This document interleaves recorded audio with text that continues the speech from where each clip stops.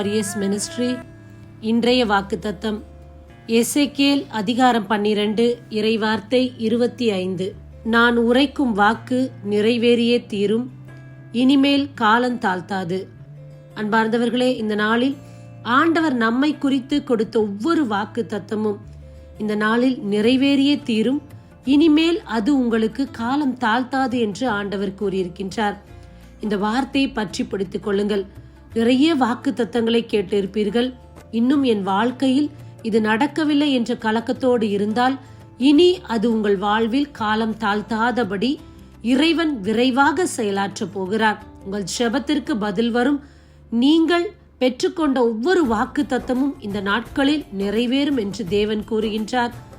இறைவனை மட்டும் நம்புவோம். ஆமேன். God bless you. சின்ன ஆசைகள் பார்க்கிறீ